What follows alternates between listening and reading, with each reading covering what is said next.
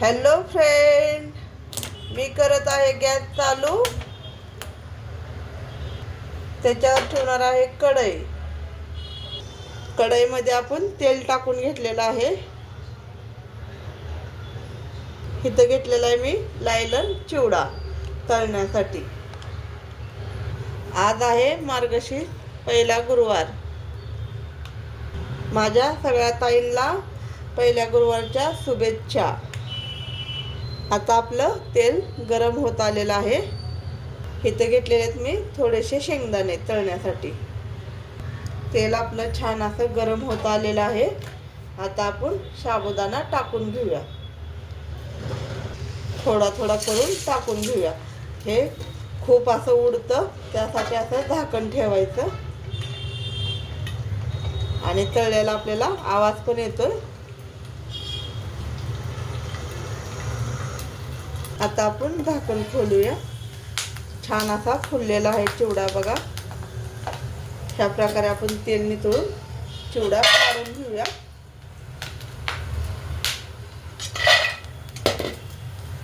मी परत टाकलेला आहे. हा पहिला काढून घेतलेला आहे. पाहून घ्या कसा छान असा फुललेला आहे चिवडा. खूप असा उडतो ना, चेहऱ्यावर वगैरे ओढेल म्हणून ताट झाकून ठेवायचं.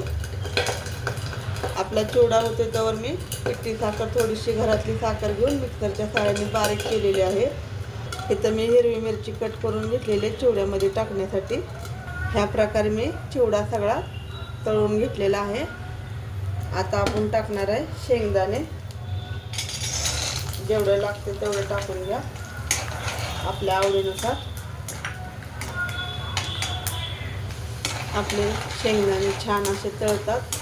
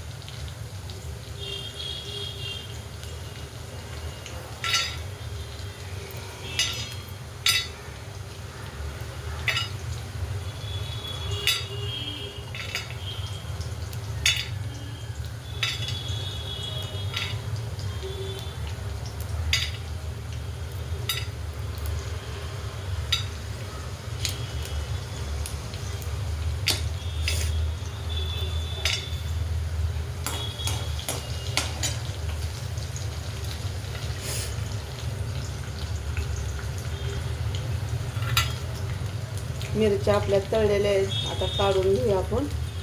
मिरच्या काढून घेतलेल्या आहेत. ते कुणाला मिरची नसेल आवडत तर तुम्ही लाल तिखट पण टाकू शकता आपल्या आवडीनुसार. आता मी खोबरं टाकलेलं आहे तेलामध्ये. खोबरं छान असं लाल झालेलं आहे. आता आपण काढून घेऊया. खोबरं पण काढून घेतलेलं आहे. आता आपण गॅस बंद करून टाकूया. आता चिवडा गरम आहे तेवढंच मीठ टाकून घ्यायचं. जेवढं लागते तेवढं मीठ टाकून घेतले. मी साखर टाकते, पिठी साखर थोडीशी आवडीनुसार टाका. नसेल टाकायची तर नका टाकू. आता चिवड्याचा एक जीव करून घेऊया.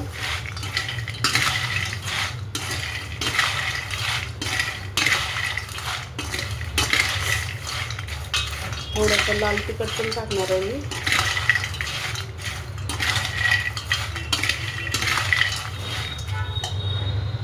थोडंसं लाल तिखट टाकते कलरला. आता परत एकदा आपण एक जीव करून घेऊया चिवड्याचा.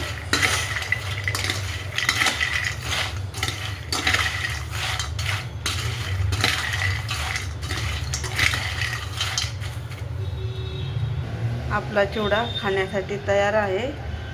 नक्की सांगा कमेंटमध्ये कसा वाटला. आवडला तर लाईक करा, शेअर करा आणि कमेंट करा. धन्यवाद.